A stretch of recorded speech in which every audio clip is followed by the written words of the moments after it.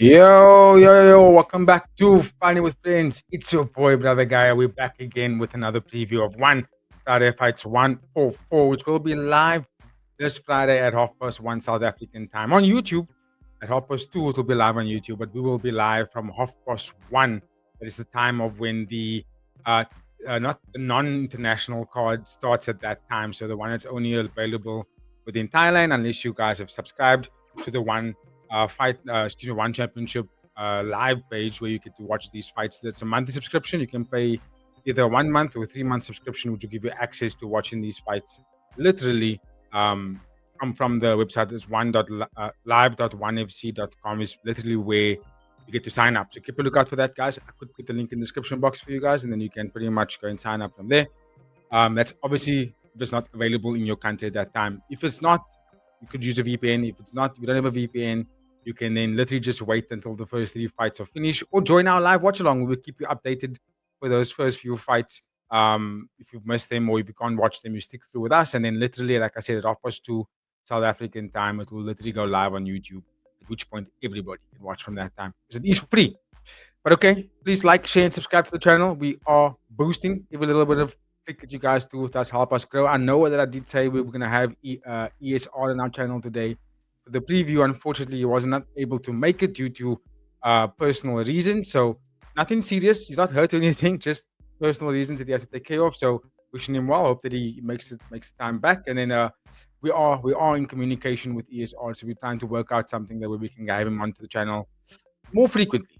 We can give us a nice breakdown with myself and Adrian when we break down these Friday fights cards. But okay, ladies and gentlemen, without further ado, we will start at the top of the card. It is a fun card. I'm not gonna lie. Actually, some really good names, some surprising names. I'm not gonna lie. Yodphupa, one of them. I was like, what happened to this guy? And now he's here. So excited to see him back at One Championship. But yeah, fun card. But as always, we will start at the top of the card where we have Chatpichit taking on Tubtimthong. This is actually atomweight Muay Thai.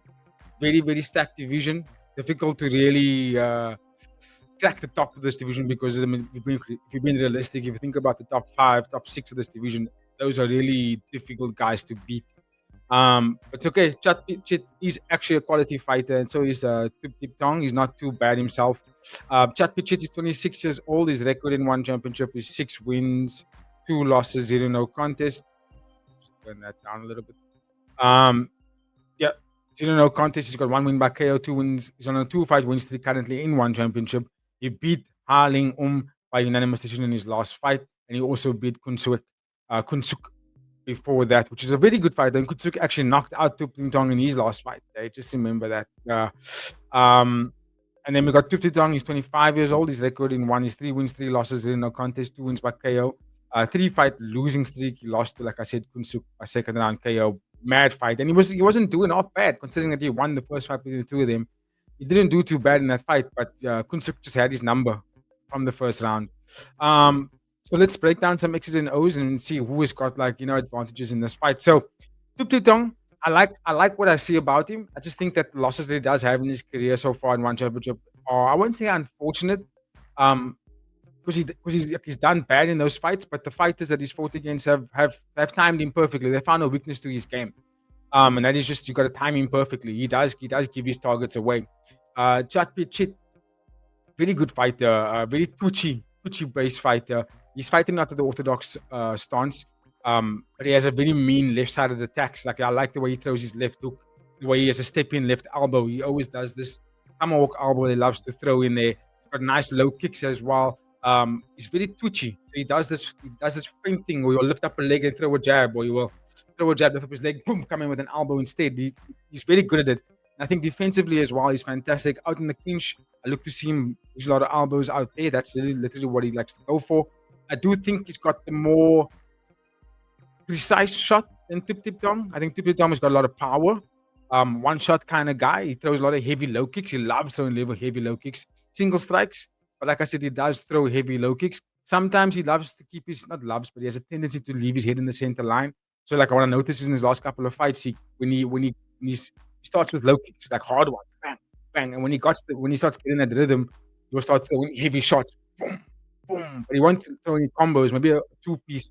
But when he's got his opponent backed up against the ropes, right? That's when Tubtimthong starts letting combinations go in, right? But like heavy stuff. But I also notice in those instances, he does keep his head very straight when he's throwing those combos. Boom, boom, boom. He's not necessarily moving them, you know, he's not necessarily like painting or throwing like half measured shots to then throw the bigger shot. It's just all power. And that's usually when he gets tagged, is when opponents kind of like time it. They'll time him, boom, boom, boom, boom, bang, catch him, and then he's, you're knocking him out basically. And Chatpichit is a very good fighter. I think defensively, I don't think he's got the same kind of power as Tubtimthong. I don't think he does. But I do think he knows how to use the overall Muay Thai style, and he knows how to fight it out at mid range, outside of the range. So even in the clinch, I think he's better in the clinch than Tubtimthong. I think this fight may not be favorable for Tubtimthong. Honestly, I want to say he's got enough power to actually catch Chatpichit, but Chatpichit's a hard guy to hit. He may not get a lot of finishes, Chatpichit, but he's a very good cerebral defensive kind of fighter. He's twitchy. He's active on defense, which means when you put him on the back foot, he knows how to counter you. He knows how to stay safe. He'll clinch when he needs to clinch, and even in that clinch, he will mount some kind of offense on you. I do think he's got the overall skill. He's a better fighter than Tubtimthong. But with one championship and you have these 4-ounce Muay Thai gloves, like one thing we always notice in watching all these fighter fights cards is that look at last week's fight card, for example. I think we had 6 split decisions on that card, and the fighters that they were by far the favorite don't get wins, right? It's just one of those things, and like you can be the most superior fighter, but if Tubtimthong lands a knockdown in the first round, then it's gonna basically uphill battle for Chatpichit from there. And if he does not get a knockdown, he's probably not gonna win the fight. So just because you have the better skill set doesn't necessarily mean you're gonna win the fight. That's the reality I found when it comes to these 4-ounce Muay Thai gloves, because it's like, yeah, one punch can really end the whole thing, even in the smaller divisions. Excuse me, even in the lighter divisions. Like, I don't want to use the word smaller. It just sounds like you insulting lower weighted or lighter weighted fighters. But anyway, so yeah, I think overall theme here, I'm kind of leaning towards Chatpichit a little bit, because I think he's got weapons that he can use in different avenues in the fight. I like the way he controls the minutes in there. Right? He doesn't make it a basketball kind of fight where it's just chaos all the time. He's not that kind of guy. He manages the pace of the fight really well. And Tubtimthong is a fast starter, aggressive in the second round. He wants to go all gas, no breaks in the second round, and that's usually when he leaves his defenses out. And I feel like he needs to be careful in doing so, because Chatpichit is a very good counter striker. Like I said, between the two guys, Tubtimthong's got the power, but Chatpichit's got the accuracy and the precision. Like, he knows when to throw it. The timing is perfect on him. Again, when you're attacking him, he's very defensive. He'll wrap you up very quickly, and then you're like, oh no, I can't even throw a strike. Right? He's got good left knees within the clinch. So the more I'm breaking it down, the more I'm realizing that Chatpichit does have so many avenues to win this fight. So yeah, I'm leaning towards him, but I don't know if I'm willing to put him on the parlay just yet. I'm still contemplating that. We are going to be releasing our episode for the If I Was a Betting Man this evening at 9 p.m. South African time. Keep a look at that. It won't be live. I'm letting you guys know now. It won't be live. It will be a premiere. The reason for that is because we won't be available to do it live. Myself and Adrian, we are going to the EFC 131, the Still Knox Legacy series. So we're gonna go watch that live. So we won't be able to go and won't be able to do our live betting, man. So we're gonna film it and then release it to you guys a little bit later, and that's when you'll get my picks for this fight card. But okay, let me know in the comment section for now. What do you guys make of this main event? I think it's a fun fight. Not gonna lie, I think that's a really fun fight to watch. But give me your thoughts. Give me your picks. Who and why? For now, I will keep it moving.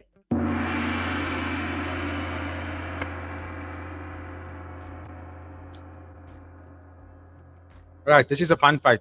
So main event. Flyweight Muay Thai.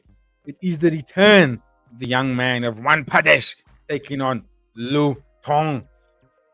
And this, I think, is going to be an interesting fight, because both guys have had a little bit of a, up and down career in one championship. I mean, One Pradesh left and came back.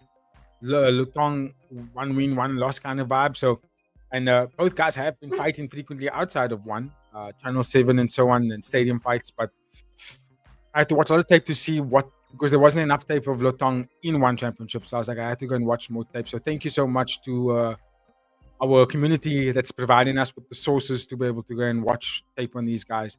So much love to all of you that helped out so much for that. Um, you know exactly who you are. So let's go through some numbers and we'll talk about some X's and O's. So One Pradesh, 23 years old. His record in one championship is 2 wins, 1 loss in no contest. He's gone on to a 7-1 record outside of one during the time of leaving one championship, which is pretty much the whole of 2025. He has 1 win by KO in one championship. He beat Xing by unanimous decision in his last fight. That was literally in 2024. Tong is 17 years old. I thought he was a bit older, to be honest with you. His record in one championship is 1 win, 1 loss in no contest. He lost to Sirichok by split decision in his last fight. That was in one championship. He's got a thick, heavy approach. It does tend to fade in the later rounds. I do see those hands drop. That was in big gloves, by the way. Doesn't really like to be in the clinch that much, even though he can fight there, but it's not necessarily his preference. He's a bit more defensive when he gets to be in the clinch instead of being offensive. He has a higher pace than One Pradesh.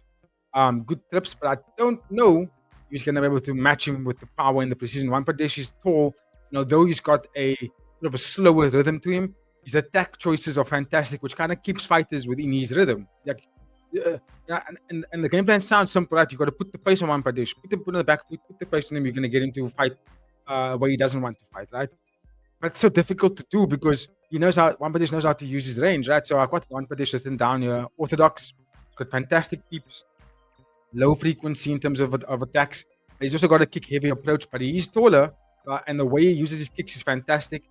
Those inside low kicks and the deep sets up a lot of his boxing. He's got fantastic elbows whenever he's in tight or in the clinch. But again, like I said, the pace is not. It's not like a high volume. It doesn't put it on you. Get you backed up. Makes the fight a little bit frantic, but still within control. It's more of a controlled, measured. Guard is up. Keep walking you down, and keeping that space, keeping you under his pressure, but the pressure isn't overwhelming. He's not pressuring you to the point where wherever you want to walk, whichever angle you want to cut, he's closing you down like that. It's not that kind of pressure game. He will let you walk, but he'll just turn the angle with you, and you'll basically keep you in front of him the whole time, and he'll pop out that tip, boom, inside low kick. He's conditioning you in such a way that when you think he's going with that, then it's a high kick in the second round. You know what I mean? Or stepping knee, elbow. He's very accurate with those shots, but it doesn't come at you at a high velocity rate, right? Which then could allow Lotong to survive the fight. Like, I don't think this fight's gonna get a finish. I think this fight's gonna go all the way. But Lutong, it all depends on how he fights this fight. If he goes in there aggressively in the first round, it could give him success. But if he doesn't get the success in the first round, he's gonna get backed up for round 2 and 3 the whole way. I can tell you that now. I've watched take from him now for a few fights outside of one, and then the ones that he did have in one championship as well. He's a very good first round fighter. He's got good pace on him. He's young. Boxing is not too bad. He's got good low kicks. Like I said, he does put the pace on a little bit higher than One Pradesh, but it doesn't give him a success throughout the fight. Maybe it may bag him the first round. It may even bag him the second round. But like I said, if he doesn't get One Pradesh out of there in the first round, One Pradesh is going to pick him apart rounds 2 and round 3 and win the fight by unanimous decision. That's just how I see it. And I'm giving you guys these takes right now because, like I said, I'll release the parlay a little bit later. One Pradesh is not in the parlay. That's why I can talk about it like this. But I think he's the most skillful fighter. He's also older, right? By what's that? 7 years, almost 7 year gap, almost. So yeah, that should count for quite a bit. And One Pradesh has fought some big names as well. So I like what I see for him to win this fight. He just do what you do best. Latong will fall to that pressure. He will. But okay, let me know what you guys think in the comment section. I like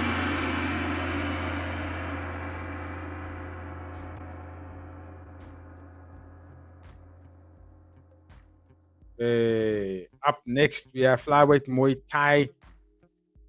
Buakaw is not the legendary Buakaw. This is a different Buakaw. He's much younger. He's taking on Jacob Thompson from Scotland, I think it is. But anyway, Buakaw, 27 years old, making his one championship debut. He has competed on Channel 7. He's a southpaw fighter, low volume, but heavy shots, strong elbows in the clinch, not very good boxing defense. Lots of tips to stay safe when he's getting backed up. Comes from the big gloves. High activity could beat him. That's because of the, that's my notes now. That's because of the, not the high volume. He takes the back step quite a bit. wants to be the counter striker. Jacob Thompson, 23 years old, 1-1 in one championship. He beat Yodphupa in his last fight. Arguably tricky fight, but he did win. Boxing heavy approach, higher volume, aggressive, gets into clinching position, sometimes gets tagged too much when he's coming in. He could win this fight by decision, in my opinion. He could. Reason being is because Pacquiao, what I watched from the tape on him, he has a ugly habit of when he's getting backed up by his opponents, the hands come down, and then what he does is he pushes out tips, like throw you off your entries as you wanna dart forward with something, with a hook or something. He tips you, but he'll put his hands low when he does that. And fighters, thank you to DSPV with all the tape footage on Pacquiao. All that tape footage I watched, different fights, right? In every single fight of Pacquiao I've watched, fighters have hit him in the face when he's getting backed up. Consistent. They crack him every time because he has a very ugly habit, very, very bad tendency to let the hands go. He will stand there, right? And he will tip you, low kick, walk you down, couple of one, low kick, but never really put a lot of heaviness into his punches, right? But then when fighters commit to catching him, chasing him down, and want to put some heavy offense on him now, he does this thing where he goes backwards and then he's like, hands go down. And then he puts his chin up like this. He does this cockiness thing. I don't know if he's taunting his opponent, but it doesn't look like he is. It just looks like he does this unconscious thing of just putting the hands down. And then fighters hit him, and then they're catching him. And I'm like, now what the fuck did you do that for, bro? Like you had the guy backed up, now he's backing you up, and you walk back in a straight line. And then your defensive option is to put your hands on and push out a tip kick. Not even a tip to the body or the tip to the face. He's tipping the person's legs. Like, okay, you can disrupt the rhythm with that, but I mean, like, dude, the risk you're taking by doing so. If you're backing up in a straight line, right? And why don't you time your opponent when they come forward? You can step off to your left or boom overhand right, step off to your right, jab, move out of the way, recircle. You know what I mean? Why the fuck are you walking backwards with your hands by your hips? Like it's not, especially in the 4-ounce gloves. And Jacob Thompson is the kind of fighter that may not have the most power, but fuck, you will box, bro, and you will come forward and you will throw punches and punches. That's Jacob Thompson for you, right? And that's why I said in my notes here, high activity from Thompson can actually win in this fight. Will it happen? I don't know. Honestly, if I think about who wins this fight, I honestly don't know. I want to believe in Jacob Thompson. I think stylistically, from what I watched, he should be winning this fight with that high volume and like the consistent high volume. Jacob Thompson doesn't necessarily slow down in the later rounds. If anything, he ramps up the volume a little bit more in the later rounds. And that could be the keys to be making him win. So I have a slight pick on him, not in the parlay. Just a slight advantage for Jacob Thompson, but I don't think he's the better fighter. But slight advantage to him because it's 4-ounce gloves, high activity, lots of boxing combinations will put Pacquiao in a lot of danger. Unless Pacquiao comes with counter elbows when they get in tight, because Thompson does like to stay in the pocket. You know what I mean? So Pacquiao can catch him. Pacquiao can beat him. I think he's the more experienced guy. He's got the more knowledge of the game. He should be the better, more well-rounded, superior athlete when it comes to Muay Thai. But I didn't like what I saw when it comes to his defensive options. I felt like that can be found out in the sport here, especially in small gloves. He could get found out with that. But okay, let me know in the comment section what you guys make of that fight. Am I getting my take correctly? We'll have to find out tomorrow. But if you guys disagree, you know where that comment section is. Let's go.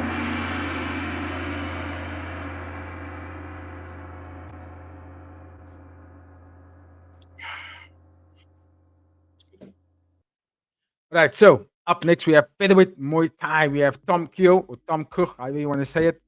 I'm going to say Kuch because it just sounds easier and cooler than Keo. He's taking on Soban Akhai from Iran. This is his one championship debut. Tom Kuch is 25 years old. His record in one is 1 win, 0 losses, 0 no contest. He beat Mayan Toui first round KO in his last fight. Soban Akhai is making his one championship debut. If I'm not mistaken, I think he fought. Which promotion now was this? I don't know why I'm losing my idea. Let me look at my other notes quickly. He fought in another promotion. Yeah, he's not too bad. He's not too bad fight. He's not a bad fighter. He's got some good. I think he fought RWS. I don't know why I'm thinking RWS. I'm just thinking about the venue that they were fighting. But anyway, he's pretty good. Sobian is pretty good. He's a well-rounded Muay Thai fighter. He's tall. He's lanky. He starts fast. He's super aggressive.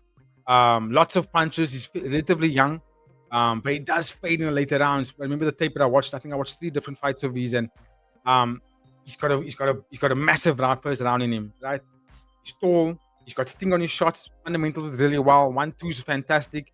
Moves around really well. But then round 2 and round 3, he just doesn't have. He just doesn't have the stuff.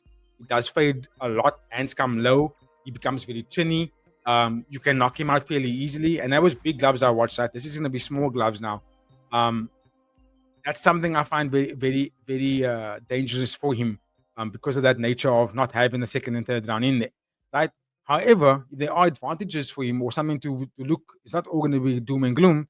There is a plus for Soban is that Tom Cook does get tagged. He does get it. His boxing defense does drop. It's a little bit like Nico Carrillo. The guard does drop.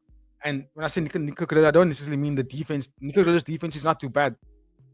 Tom Cook, what he does is he not does he only drop the defense, but when I say he's like Nico Carrillo, he relies on the power.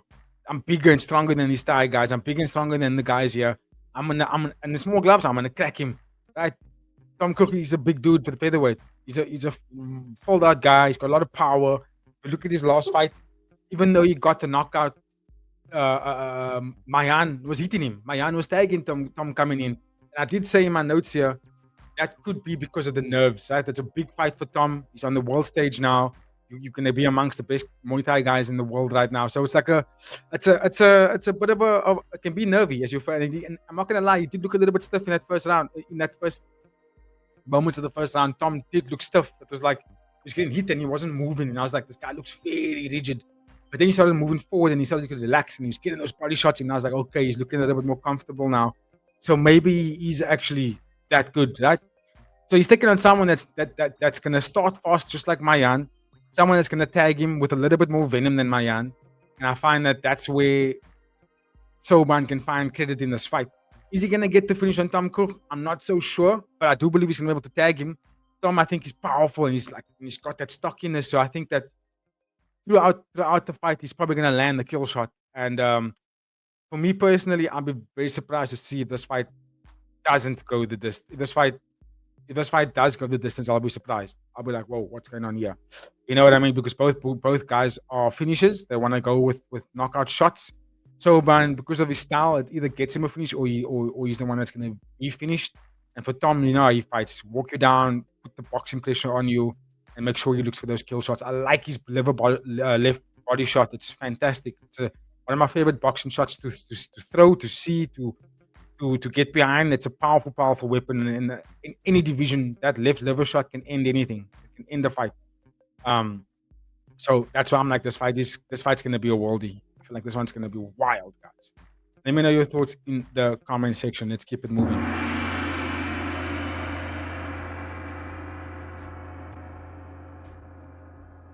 Excuse me. Sorry about that. All right, so up next, flyweight Muay Thai, we have Samir Singh taking on Yodphupa. This is again Channel 7 fighters going up against each other here. This should also be an interesting one. 2 debutants. So Samir Singh is 21 years old. This is obviously one championship debut. Channel 7 fighter. Yodphupa is also making his debut. I think he's also for Channel 7. I'm not too sure.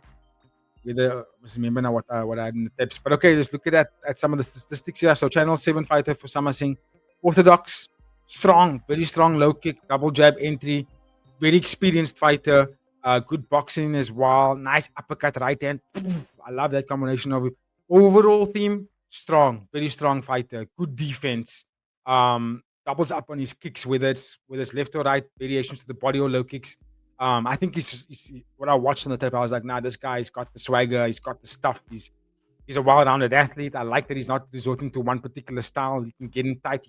He's just a really good fighter. And 5 rounds is his game. I'm excited to watch him compete at the small gloves this Friday. It's going to be so much fun to watch him. Yodphupa, on the other hand, a little bit also orthodox fighter, a little bit less volume, very, very hard low kicks. He looks to be younger, might get experienced in this fight, in my opinion. He does keep his hands low, what I don't like. And even though he's super, super tough, the tape I did watching him, everybody was able to hit him. And some fighters were able to drop him.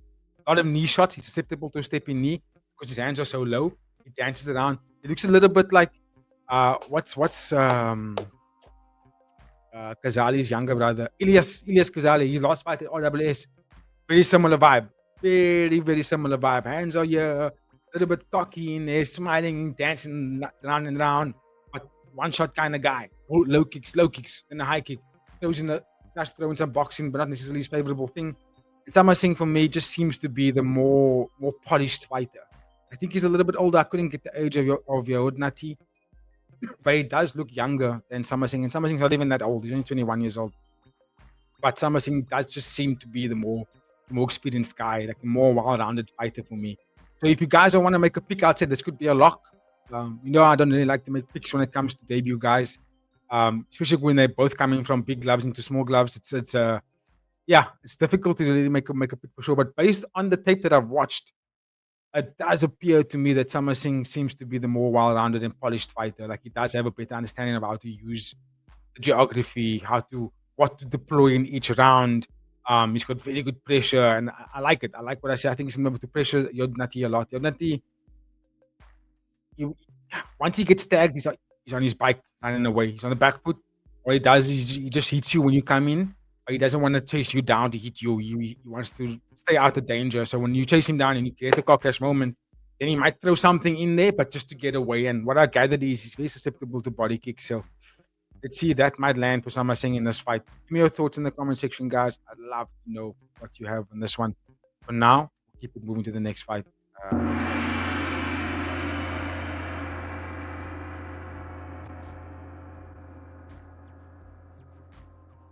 Right. Up next, we have Nazareth Latazuala taking on Jake Bron from the Philippines. This is throwaweight MMA. Nazareth is 25 years old. His record in one is 1 win, 0 loss, 0 no contest. He beat Masaki Suzuki by first round KO in his last fight. Jake Brown is 29 years old. This is his one championship debut. He's an orthodox fighter. Has competed out there in UAE Warriors. He's a bit of an aggressive fighter. Keeps his hands low, which I don't really like. Can grapple, but when he enters, the hands drop. Don't like that about him. I think he took this fight on short notice, if I'm not mistaken. I think Nazareth had a different opponent. I think he had Afrugh. Let me just see. I think he had a different opponent. He had Ali Afrugh. Yeah, it wasn't supposed to be Jake Brown. So Jake Brown took this fight basically on short notice.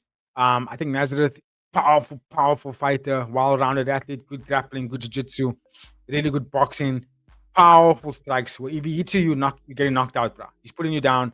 And what I like about Nazareth the most is that he's just not scared of the ground. He has very good scrambles from bottom. He's got good submissions. I think this fight is going to be a Nazareth win. But yeah, I think so. Again, it could just be one of those things where Nazareth has prepared for a particular opponent and now he's got a different guy. And, it could throw him off his game. But I don't see a world where Jake Brown actually gets this job done. Based on what I watched from Jake Brown, I'm not completely sold on the man just yet.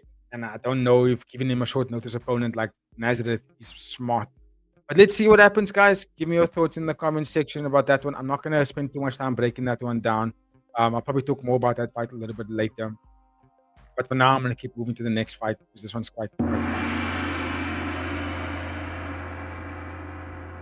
Okay, so next we have Bantamweight Muay Thai. And we have Lenny Blasi taking on Katsuki Kitano. Lenny Blasi is 21 years old. His record in one championship is 2 wins, 2 losses, 0 no contest, 1 win by KO. He beat Ilyas Musayev by unanimous decision in his last fight. Katsuki Kitano is 29 years old. His record in one championship is 1 win, 1 loss, 0 no contest. He lost to Stefan Karodi by unanimous decision in his last fight. I think that was a prime video card, by the way. One fight on our hands here. Lenny Blasi is the younger guy, but nice and vibrant. He's tall, he's got good boxing, he's aggressive, nice aggressive pressure, good elbow counters. He does tend to fade in the later rounds from what I gathered in his fights. I've watched in one championship. When we get to the rounds 3, there's a little bit of a The wide open mouths and not calming that heart rate down. And that kind of tends to where he fails in fights. But like talent wise and style, I'm like, there's something in there. Like he's something to pay attention to. Maybe not this instance, but like as he grows, I'm gonna keep tabs on him because I feel like he can become something special. There was something I had in the notes here from DSBV that actually said something about Blasi. Believer in Blasi, I think he's really leveled up since his time away from one. Um, could be a rough last round for him. But even in his last fight against Karodi, I thought he fought well against Karodi. And Karodi, although he's not elite or world class, Karodi is a very good fighter to go against to test your skills because Karodi's gonna fucking fight. He's gonna go at you. He's not gonna make it an easy fight for you. So Blasi that's fought against him and lost, but they had a good showing in my opinion. I thought, okay, there are levels to him. He is growing up. He's becoming a better fighter. You know what I mean? Katsuki Kitano, on the other hand, hasn't had the most success when it came to excuse me, not last he didn't fight against Karodi. Excuse me, I'm talking shit here.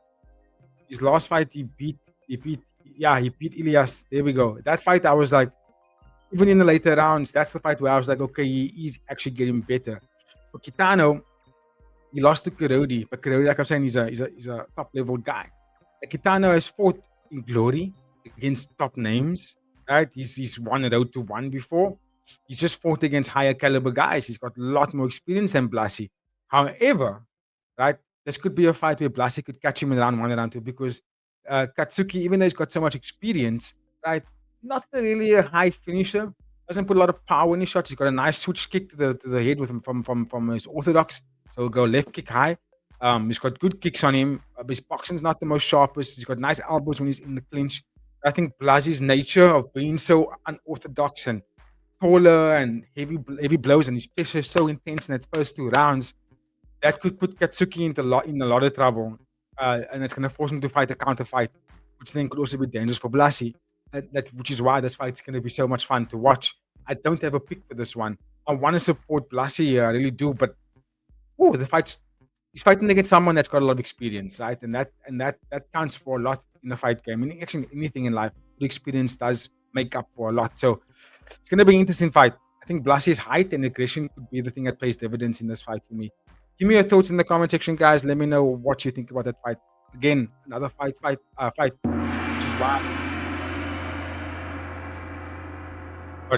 is why I think this fight card is really, really fun to watch, guys. It's going to be amazing. Keep a lookout. We will be live tomorrow at 1 South African time. Let's go. Next fight. Two debutants here. We have Muhammad Hididi taking on Yuya Shibata. Muhammad is making his one championship debut. I think he fought on a road to RWS card. Good kickboxing, nice push kicks, heavy boxing, good jabs and footwork. Again, not a bad fighter. Very competent, actually. Very, very competent. He's got good kickboxing skills, but in Muay Thai, which I really like. But now this is going to be kickboxing, right? He's taking on Yuya Shibata, who's 32 years old. This is his one championship debut, as you can see on screen. But he comes from Rise Kickboxing. And I looked at his record on Typology, and I was like, holy shit. This dude's got a massive resume. It's just a list that goes on like this of fights. On it. And like lots of wins. Win. I think he's got only a few losses, like not like a massive lose. Let me just see here, just remind myself, Yuya Typology. So like when I typed his name in to find tape on him, couldn't really find tape. A lot of MMA fights. I wasn't sure if it was the same guy. But like looking at his record Typology page, it's like 1, 2, 3, 4, 5, 6, 7 losses, 8 losses. But then like the amount of wins is just too much, bro. Just way too much. Still relatively young, so I think it's gonna be an interesting fight here. I think Muhammad could possibly still beat him because Muhammad's got decent kickboxing skills. When it comes to Japanese kickboxing, and you think about where Shibata comes from, right? The Rise Kickboxing, you know the level that they are at. So it's kind of favorable for Yuya. Yeah, it's kind of favorable for him to get a finish. But if anyone can put him under pressure, is one thing I notice about the Moroccan-based fighters. The kickboxing is really good. They got lots of footwork, and they can kind of match the pace of the Japanese guys. If not match them, fight a little bit faster and a little bit higher volume than the Japanese guys. So there could be a lot of threats for Yuya here. I don't have a pick. I'm not going to make a pick for this one. it's a little bit too not unpredictable, but too difficult to say definitively how the fight's gonna go. I just can't make a call on that. Because both guys pose good threats to each other. And I think if I was able to watch a lot of tape on Yuya, then I can make a more informed decision. I'm basing a lot of this on Shibata's his resume, but I haven't seen the fights. So yeah, I'm gonna give that one a skip, but I'm gonna definitely keep an eye on it. Kind of make notes on these guys because it will be the first time I'm gonna be watching them fight. I mean, Mohammed, I've seen tape, but I haven't watched it live. I haven't watched him fight live before. So this will be the first one. But okay, give me your thoughts in the comment section, guys. If you got anything about them, let me know who and why. Let's keep it moving.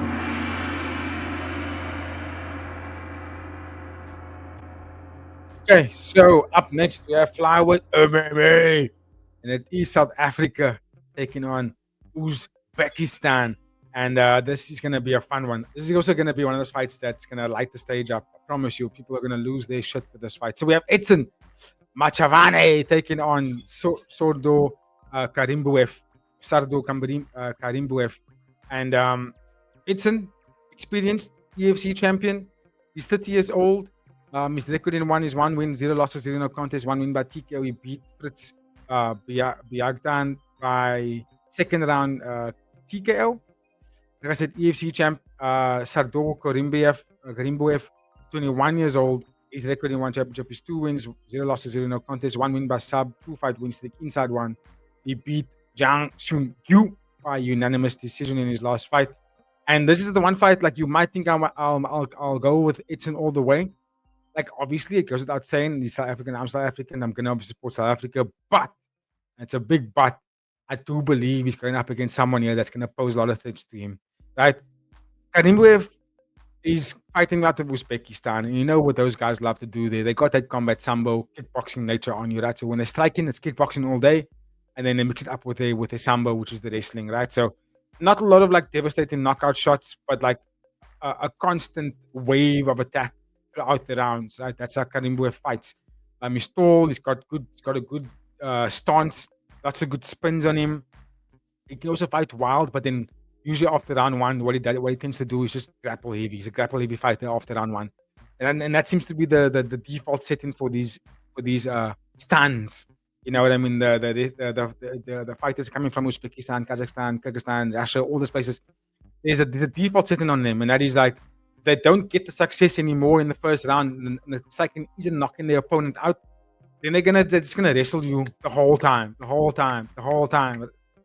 every time. They're not gonna change it. It's just gonna be rinse and repeat the whole time because it's gonna keep him winning, right? Unless you counter it, unless you catch him coming in or you reverse it and you put him in and put him on the ground and you beat the shit out of him, right? And Edson is gonna fight that kind of fight. He's a bit of a wild card in there. He's very wild, high activity, lots of spinning attacks, got good jiu-jitsu from bottom game. So I do believe Karimbuev's gonna be able to take him down. Right, but that's where it's gonna get tricky. I don't know if Karimbuev's jiu-jitsu is gonna be on the same level, but I know Karimbuev's wrestling is really good. I do believe he's gonna be able to take Machavane down. But is he gonna be successful staying there? I don't know. I think it's might even wrap up a triangle or something or get an arm from bottom. But if they keep it on the feet, I think Karimbuev is a little bit more polished and he's a bit more accurate with that striking, right? A little bit more textbook. Where Edson's a bit wilder and he's making things a little bit unorthodox and he's deeping and wild kicking and just doing strange things in there. It makes it a bit difficult for fighters to read him. But then obviously the game plan would be for Karimbuev is like, okay, take him down. Take him down. You don't have to worry about all that wild stuff. Now you're on the bottom and you can start working from here. And I think that's how this fight's gonna go. I'd be surprised if Karimbuev starts to stay in strike with Edson. Not saying Edson's the better striker, but Edson's striking is so offbeat and like dynamic in a way that you don't train for that kind of stuff because it's not traditional weapons. It's coming at you at different angles and speeds and different movements, and it's far from traditional. So this fight's gonna be wild. This is gonna be insane. I'm not gonna make a pick for this one because I just can't. I can't make picks when South Africa is fighting because that's too motivated by patriotism. I don't want to make a pick based on that. Right? So breaking it down skillfully, I think both guys can beat each other. I do believe that Karimbuev poses immense amount of threats for Edson. Like Edson's, I know he's wild and taller, but dude, and has a lot more experience and he's a champion. But I think Karimbuev does pose a lot of threats for him. there's one thing I think that Kanimbriev does do bad at is that he doesn't have a very good gas tank, which is why he becomes wrestling heavy in the later rounds because it's safe. It's bread and butter. It's safe. It's a default setting. It's my going back to neutral when I know when I'm out there in the open and I can't swim. I go back to my neutral setting, and that's to wrestle and stay on the ground, and that's what Kanimbriev's going to do once we get to the later rounds. And it's just got to be wise to that. It's a tricky fight. Tricky fight. Give me your thoughts in the comment section, guys. Who do you have winning this one here?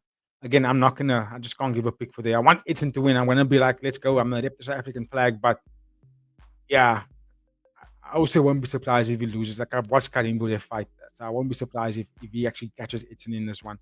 Give me your thoughts, guys. Let's keep it moving to the next one.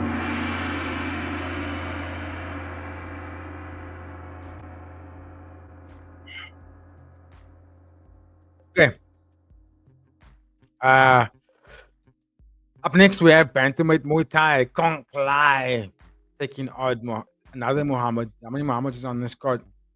Muhammad Abipur coming out of Iran, and this is going to be a fun fight as well. So, Kong Klai. What am I thinking about? Okay, cool. So, Kong Klai, 27 years old, his record in one championship is 5 wins, 6 losses, 0 no contest, 3 wins by KO, 1 win by TKO. 2-fight win streak, beating Kendo Irving by a majority decision in his last fight. Super aggressive, pressure heavy fighter. Strong kicks, good elbows in the clinch. A bit too chinny in a lot of his fights, but one thing about Kong Klai, if he doesn't get knocked out, he's going to keep coming forward. If you drop him, he's going to keep coming forward. He's going to put the pressure on you, and he probably will get the knockout himself. Muhammad Habibur is, let me just quickly remind myself of what, because there's so many debut fighters here. I just need to remember where did I see this guy fight. Muhammad. Okay, Muhammad is the younger, sloppier guy. Okay, and Tom is taking on someone that's also can get finished. And so who's taking on the high? So it's not Kong Klai. It was Yuya Shibata. So that's the tricky fight there. Yeah. Okay, cool. So Kong Klai, this is gonna be interesting for him because he's taking on someone that has a very good first round as well. Really good kickboxing weapons. I don't know if his style is gonna translate into small gloves. And also he's just too hittable as well. Body shots are there. A little bit of a muffin top. He's a little bit too flabby for me. I think Kong Klai is just gonna put the hurt on him, right? So Muhammad Habibur, 21 years old, one championship debut, has got good boxing. His guard is up there, it stays there, but it's a bit loose. You can hit right through it. He's a boxing heavy fighter, doesn't throw a lot of kicks. But like I said, he's susceptible to body shots. I think Kong Klai doesn't throw a lot of body shots, but he's got big knees in the clinch. I'm sure he's probably going to work the body in this fight because he must have watched tape on him. But also just walking forward, Kong Klai is just super intense walking forward. He's difficult to deal with. Got mad elbows, and he puts on a pace, which is why he's got 6 losses and 5 wins, because he puts on a pace where it's like all gas, no brakes. I'm gonna take you out, or you're gonna take me out, right? Let's see who's got the best nutrition going forward here. Now, Beeport being 21 years old, coming over from big gloves into small gloves, it might be a too big of a transition for him. But who knows, right? The style that he has should work against Kong Klai because it's high volume kickboxing nature. Although Muhammad doesn't kick that much, it's more boxing heavy and move right up here. But like I said in the later rounds, my guy does get tired and people tag him all the time. So I've got Kong Klai here. To be honest with you guys, I think he's just the more experienced guy when it comes to small gloves Muay Thai. But if you've got a different opinion, let me know in the comment section, guys. Let's keep it moving.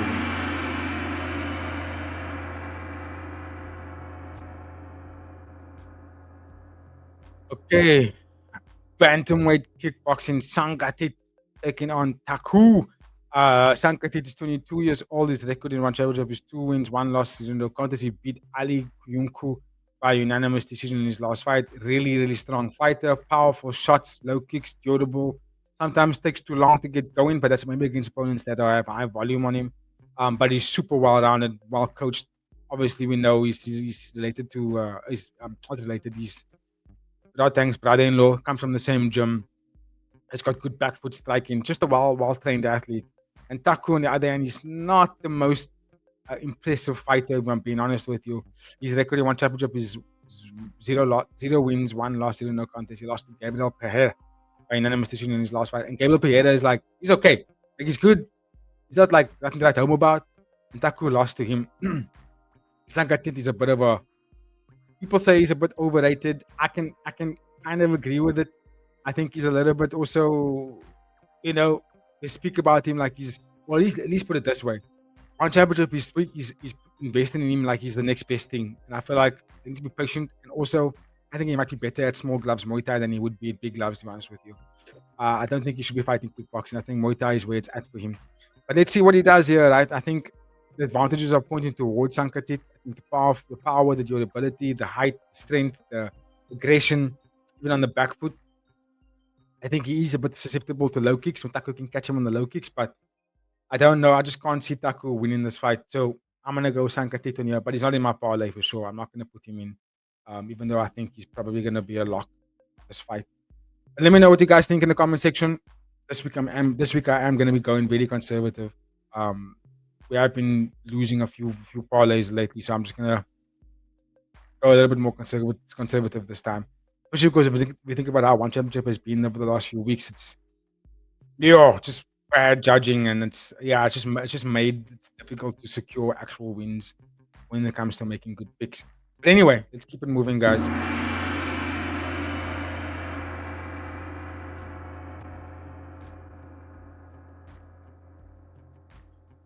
All right, up next is bantamweight Muay Thai, and we have the return. Finally, I've spoken about this name a few times last year. The return of Yodphupa taking on Adam Benwawa.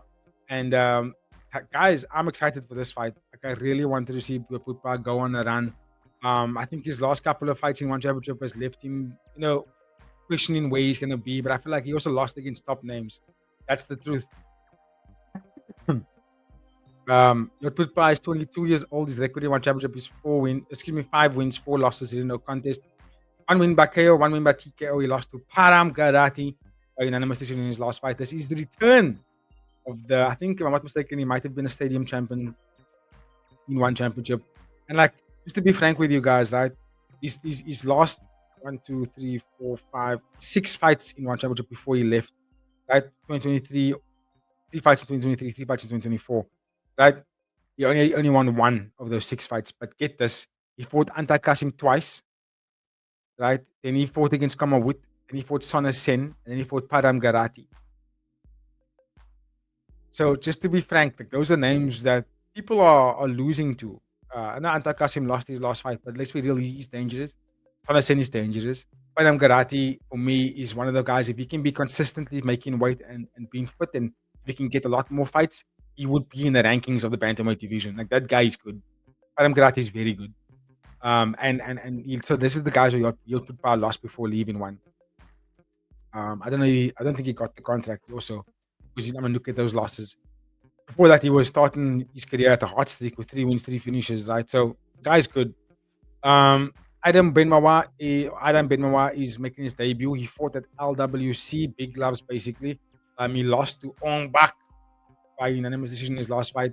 Didn't get any tape on him, so I don't know what his style is like.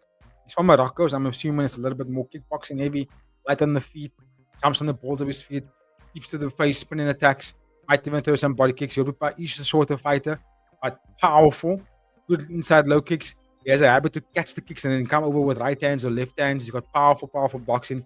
I expect him to win this fight, but who knows, right? I haven't seen him fight for 2 years now. And I don't know much about Benwawa. So yeah, it's a bit of an unpredictable one for me, but I'm happy to see Yodphupa back. It's by time, because this guy, for me, I watched his first fights in one championship. I was like, who's this kid? He's beating everybody up. The fans love him. Is he something special? And then he went on that losing streak and then left the brand. And I was like, but I also feel like his style doesn't accommodate the growth. Yodphupa's style is such a boxing heavy style. And he's short and stocky, that it might even be better for him to maybe try out flyweight instead of bantamweight. And then also, like, fighters in the bantamweight division, they are bigger and taller than him, and they use other weapons outside of just boxing. They got good footwork, they got good kicks variations. And these are all the things that put Yodphupa in trouble. Right? It gives him difficulties to fight, because now he has to reach further, and because of his style, is such a boxing approach. It puts him behind the card, right? It puts him on the back foot all the time. Uphill challenge for him, taking on these bigger guys that have kickboxing nature. So that's why I say this fight could be tricky for him. But let's go. Let's see what he has in store for us. Welcome back to One Championship Yodphupa. Let's go.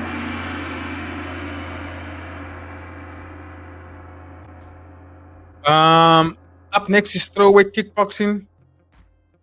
Looking forward to that. I want to see this division grow a little bit more because JDB needs opponents. This is a fight between two debutants. We have Edward Makarian taking on Jin Mandokoro from Japan. And Edward doesn't say which country he's from. I'm assuming he's from Iran as well. He might be Russian. I think he's Russian. He's 21 years old, making his one championship debut. He's a good southpaw, nice low kicks, wheel kicks. Boxing is decent, aggressive nature. A little bit of a highlight reel specialist, meaning that you just see a lot of highlight reels of him. Not too sure if it translates into full fights. Gene, on the other hand, he's 27 years old. He's making his one championship debut as well. He's fought at Rise and Ryzen and KO Summerfest, and again has a massive resume. He has fought the who's who. I'm not too sure he was a champion out there in Rise or Ryzen, but my fucking god, this guy's fought so many fights. And didn't get to see much tape on the guy, but apparently he's just a high level dude. He's just a high level dude. He's taking on someone like Edward that's going to be aggressive in there, and there's a lot of spinning attacks, and it's probably going to garner him success in the first round. But as the fight goes on, I can't expect Jin to get in there and like really start taking control of this fight and actually maybe even get to finish. ESPV was saying something around the lines of this fight maybe not going the distance. Let's see. I don't have anything to say about it other than I'm excited to watch them fight. So because when I watched Edward Makarian, I was like, okay, this kid's got the swagger, but now he's taking on someone that is probably going to be the biggest fight for him, right? Because Gene's got so much experience. So yeah, let's see if Gene goes in there and puts on a worldie. Now I'll be like, let's see what this guy does. Because like I said, JDB needs more names to take, right? So hopefully one championship can start focusing on kickboxing division. But give me your thoughts in the comment section, guys. Let's keep it moving.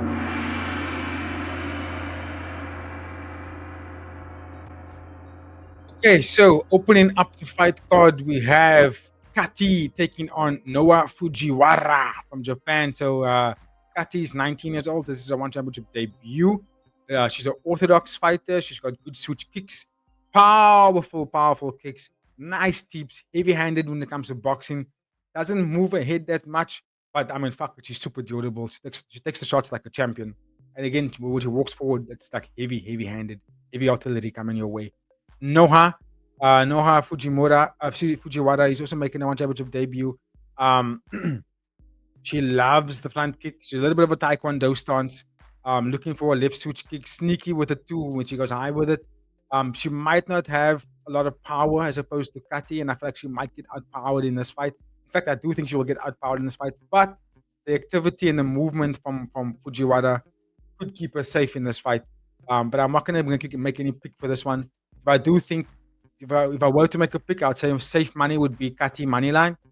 But yeah, again, so hard to really choose, right? And I think Kati might be an overwhelming favorite in this fight as well. I think like minus 1,000. I'm not too sure. I don't know. I don't look at the odds, but based on tape, seems like Kati will probably come into this fight as the favorite here. But I wouldn't really recommend you guys to make any picks. Like I said earlier, if I were, money line for Kati would be the safest option here. But okay, guys, give me your thoughts in the comment section. Stylistically, the one is more taekwondo heavy. Kati is a little bit more switch kick, body kick, low kick heavy, and then the boxing is just power, all kinds of power going forward. Let's see what happens here. And she mainly competed in bigger gloves, so let's see what it looks like in the small gloves, right? It's gonna be a fun one. So anyway, guys, that is my time. Thank you for watching. We made it this far. Don't forget to like, comment, share, and subscribe. But it's gonna be a fun card. It will be live at 1:30 South African time tomorrow, and 2:30 live on YouTube for one championship. Keep a lookout for that. And if you don't have access, go check out live.onefc.com. You can find the links to sign up to the monthly subscription there, which will then give you access to be able to watch these fights from the earliest fight, from the first fight all the way through. But okay, guys, Thank you for watching so much. Please go support our channel. We will be live tomorrow for this Friday Fights card. With myself and AD will be just accommodating all of you guys. And also don't forget to check out our a betting man segment, which will be coming out at 9 p.m. South African time today. We will basically be releasing all our picks for you guys for this fight card and also UFC. I think I haven't put anything together for UFC just yet. I'm kind of like skeptical of making any picks for UFC. I might even just go with pick that I have for one championship this week and leave it like that. But we'll talk about some money on that fight on the UFC card and see what we can put together. But okay, guys, have a fantastic day, evening, morning, wherever you're watching from. Have a very, very good one, and we will catch you on the next one, guys. Cheers, everybody. Much love. Take care.